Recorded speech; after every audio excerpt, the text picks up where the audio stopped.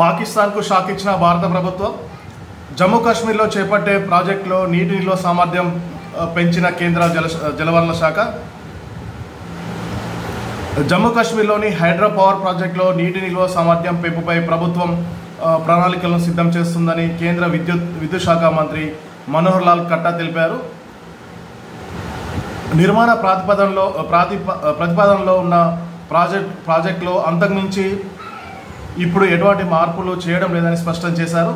మంగళవారం ఆయన మీడియాతో మాట్లాడుతూ సింధు జలాల ఒప్పందానికి విషయానికి వస్తే ప్రతిపాదనలో ఉన్న ప్రాజెక్టులో ఎటువంటి మార్పులు లేవు, ఎందుకంటే వీటి సాంకేతిక అంశాలు ఇప్పటికీ నిర్ణయించారు.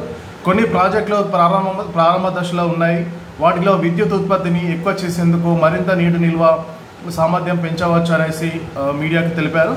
ఏప్రిల్ 22 పహల్గామ్ ఉగ్రదాడి తర్వాత కేంద్ర ప్రభుత్వం పాకిస్తాన్తో ఉన్న సింధు జలాల ఒప్పందాన్ని నిలిపివేసింది.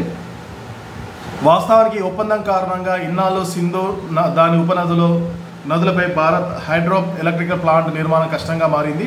దీంతో పాటు నీటి నిల్వ సామర్థ్యం పెంచడం కూడా ఇబ్బందికరంగా మారింది. కానీ ఇప్పుడు ఆ ఒప్పందాన్ని నిలిపేయడంతో కొత్త ప్రాజెక్టులతో పాటు నీటి నిల్వను పెంచుకునే అవకాశం లభించింది. ప్రస్తుతం సెంట్రల్ ఎలక్ట్రిసిటీ అథారిటీ జమ్మూ కాశ్మీర్లో 4 హైడ్రో ఎలక్ట్రిక్ ప్రాజెక్టులను ఆమోదించింది. కానీ ఇవి ఇంకా నిర్మాణ పనులు ప్రారంభించాల్సి ఉంది.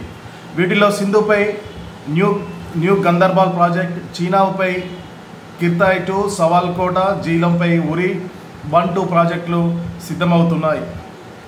సింధు దాని ఉపనదుల జలాలను పంచుకోవడానికి ప్రపంచ బ్యాంకు మధ్యవర్తిత్వం భారత్ పాకిస్తాన్ మధ్య ఒప్పందం కుదిరింది.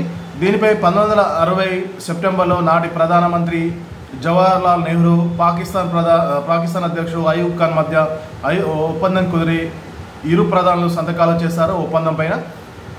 ఒప్పందం ప్రకారం సింధు ఉపనదుల్లో తూర్పున పారే రావి, బియాస్, సిట్లాజ్ వాటిని నదులపై భారతదేశానికి హక్కులు లభించాయి. వీటిపై సగటున వార్షిక ప్రవాహం 33 మిలియన్ ఎకరాల అడుగులుగా ఉంది. అలాగే సింధు నదికి పశ్చిమ ఉపనదులైన సింధుతో కలిపి జీలం, చీనాబ్లపై పాకిస్తాన్కు హక్కులు దక్కాయి. వీటి సామర్థ్యం 135 AMFగా ఉంది.